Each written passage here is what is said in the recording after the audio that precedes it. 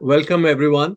Today, in our next episode of Success Way, I'm joined here today with someone who is nominated in the prestigious top 100 customer success strategist list, recently published. Please welcome Ifeanyi Nwoke from Nigeria. And he is a very dynamic leader in the field of customer success. But anyway, let me just give him a chance to introduce himself. All right. Thank you, Shankar, for that brief introduction. It's a pleasure to be here. It's a pleasure to connect with you. Okay, thanks. Yeah. Um, so, I find if you can just talk a little bit about your, journey, professional journey, how you started your career in customer success and how it's been going and what are some of the, things that helped shape your view of how customer success is and should be. Great. Thanks for that. So I started on my career as a customer support specialist. There, I was more or less like, responding to support. Generally the support activities like, responding to queries, responding to that sort. That kind of sounded like at that time sounded more like deep tasks, something I would always do every day. But then talking to different but then I asked myself, what else can I do beyond support? Right. I started doing some research online to see what's out there beyond customer support, and what are the other things I can do to better keep the time with my customers and try to see how I can solve their problems before I started seeing topics around Google Analytics. I stumbled around customer success, and that kind of raised my curiosity as to what is customer success? What's the difference between customer success and support? I started doing my research. Reading articles. Reading blogs. About customer success ideology. And then, I stumbled at the CS certification course with Success Hacker, that's the success coaching. And I decided to take to, advance my knowledge in the area of customer success. And I saw more or less like, a proactive approach to engaging customers, to holding them, to making sure that they get value. And that kind of, make me really excited to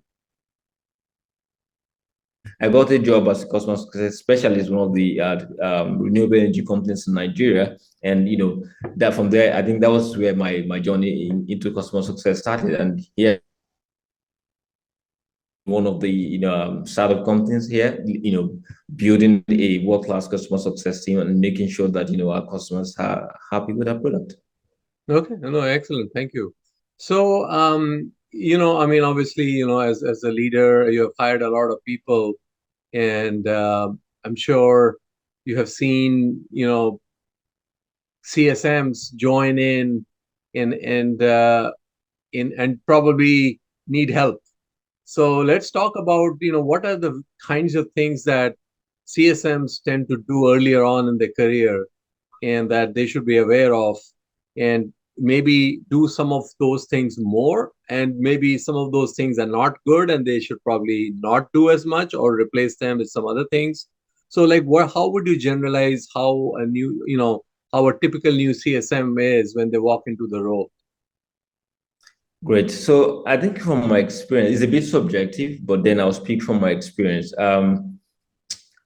A lot of customer, because customer success is pretty much new, in this part of the world, people still tend to lean towards the customer support, way of doing things, the reactive approach to doing things. And then, in support, you can easily copy support metrics, processes, and then try to replicate them to engage or to manage customers.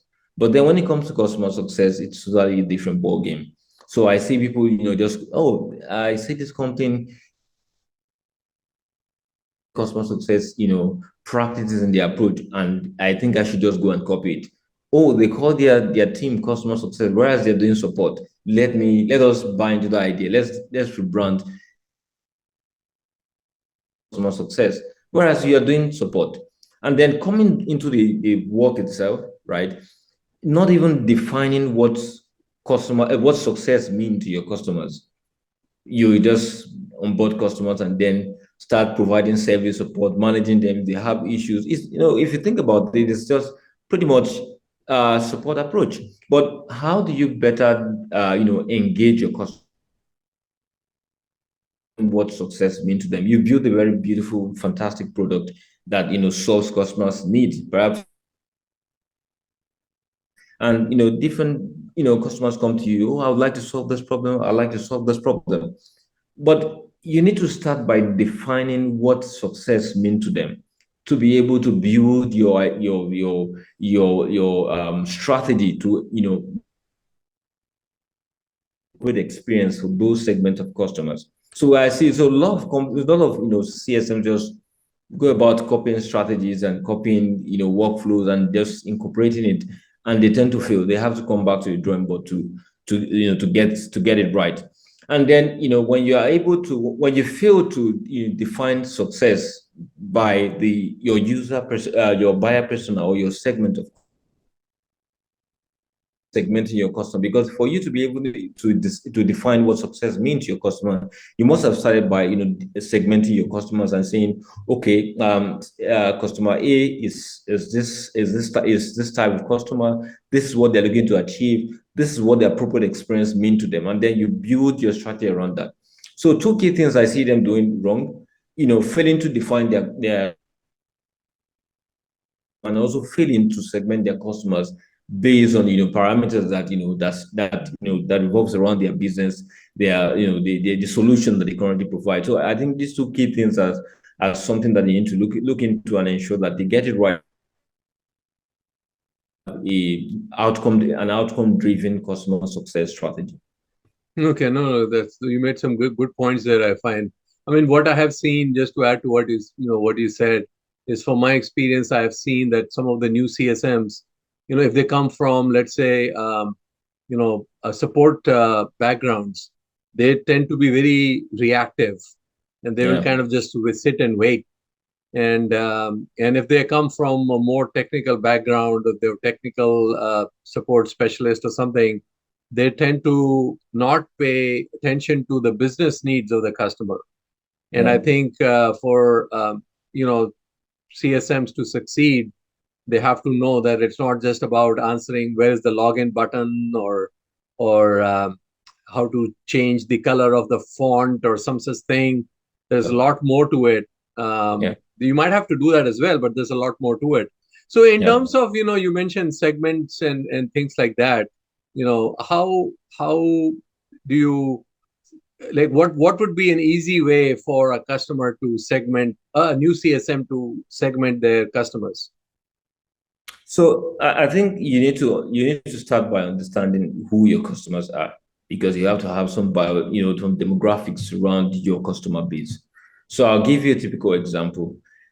Maybe your product is focused on maybe the edtech space, and then you have those in the K-12, you have higher institutions, and within that space you have different revenue flow or revenue scale coming from those type of customers. You can say, okay, for our customer can segment by how would I put it, by the level of the school, maybe by secondary school, high school, by universities, by polytechnics, by college of education, just some sort of a basic segmentation. Then if you want to go deeper, you can also segment by revenue, segment by number of users, by institutions. There are a lot, depending on the business environment, there are a lot of ways that you can segment, but at least, mapping out, customers who have typical or similar profile in one box, and then having the others in another box. That way you're able to, based on their expectation, based on what success means to those types of customers, you can build your ideology or your CS strategy around what success or what the appropriate experience would mean to them. Yeah, no, good, great point, great points. So I find in terms of, things that a new CSM can do to quickly ramp up? Do you suggest a certain onboarding uh, plan that they should um, take on when they're moving into a CSM role, like attending, some online classes or some YouTube channels that they should follow, or like, are there types of things that someone who's wanting to move into a CSM role can do to prepare for the interview, for the hiring, for succeeding as a CSM? Are there any things that you can share with us? Great. So one of the most good things about diving into customer success is the fact that the customer success community itself is very rich. You have both human resource, you have articles, you have YouTube videos. You have a lot of resources that you can leverage to improve your knowledge of of the field. But I'd like to start by recommending folks in CS, like on LinkedIn, who talk about customer success all the time, talk about how new CSMs can get things right. And then I would also recommend that they take maybe level one certification with success coaching, just to get around their head around what it takes to start off one's career as a customer success manager. What are the basics, right? Where do I start from? How do I build my strategy? How do I define the objectives of the team? How do I even decide on what the matrix to track? All of those basic things that a new CSM should know. They should find a way to get materials online, via LinkedIn, via YouTube. There are a lot of resources out there that they can put together to get updated as to what they need to know before they get into the position as a CSM. Okay, no, no, I totally agree with you in the success coaching level one, level two, level three, Yeah, because that's something that I've found extremely useful, especially yeah, for new CSMs who are just kind of starting off. And as you said, it's a very rich forum. There are lots of good stuff that you can just get of LinkedIn itself, and even YouTube, like stuff like that. But some of those things definitely are great. I mean, in terms of some story that you can share where a new CSM did exceptionally well, and how did they do it? I mean, if there's any story that you can share from the last year or two or three, where you felt that some CSM really excelled, and what, in your opinion, made him or her excel, even if they were new to this role. yeah, great. So I like to talk about my experience at FlexiServe. At FlexiServe, I lead a team of 25, and prior to joining the team, it was more or less like it was more or less like the support approach to engaging customers. So coming on board, the focus was to drive CS culture, customer success culture across the organization, and also ensure that the team is equipped with the skills and knowledge to be able to engage customers, maintain that relationship, grow the business, and increase revenue. There's this. I had one team member who was, he loved everything about customer success. He was very passionate about it. You could see it on the conversations when we do my one-on-one sessions with him. He will talk about how he can do things differently, how he can engage customers, how he can manage his account, his book of business, how he can even upsell and cross-sell. So, but I always engage him in terms of these are the priorities, these are the way you can organize your work, these are the metrics you need to focus on, this is how you can keep tab of the health of your customers, this is how you can develop a predictive health mechanism to check your customers, make sure you can identify the leading and lagging indicators. Just give him a whole lot of resources and ideas and tips on how he can do better. So luckily for him, one of the things he did, excellently very well was to sort of spot problems before they occur, and then find a way to conduct informal quarterly business review with his customers. Oh, this way they define success when you came on board. This is where we are, and this is where I'm taking you to. Right. So the customers have an overview of where they are and where they're going. They feel more confident. As a CS person, you should be an advisor to your customers. Make them feel trusted that, oh, I have someone who is actually walking me through what I need, all I need to know to succeed. And having just like the quarterly business reviews normally conducting with his customers, he's able to know how he needs to take it from point A to B and from B to C and C to D, and taking them, to all through the journey. And that way, he's been able to manage his account and retain as much as 98% of his customers. And I think at the end of the quarter, he won one of the most exceptional customer success team member on in the department at that time.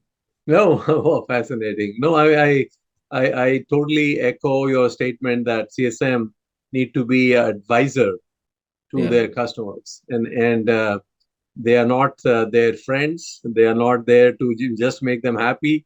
They're Yeah. literally their advisor, and sometimes the advice can be something the customer may not want to listen. It may not be something that they really want to hear, but guess what? Yeah. As an advisor, you sometimes have to, just like a doctor, but you have to give, you know, advice that customer will make him better or get more value from the product. So that's definitely absolutely great advice itself. So I know we are kind of it was great conversation, and coming towards the end of this conversation that I think everybody will find extremely insightful. Before I let you go, what's your favorite team in the upcoming football World Cup? Great, very interesting question. Unfortunately, my country, Nigeria, didn't qualify for the World Cup. But then my favorite team, I'll be supporting Ghana because they are a neighboring country. So I'm hoping that they will do Africa proud and show the champion that they are when they get to the World Cup finals. Ghana is a very exciting team. I watched a couple of their games in the last few years, and they're definitely play electric football, highly energized football. Yeah. So I find their style of football. I'm not a football expert, but I like their style of play. So again, thank you so much for your time, I find, and hopefully we will have you again at some point and to share some more thoughts with our audience. Yeah. Thank you. All right. Thank you, Shankar, for your time. It's a pleasure.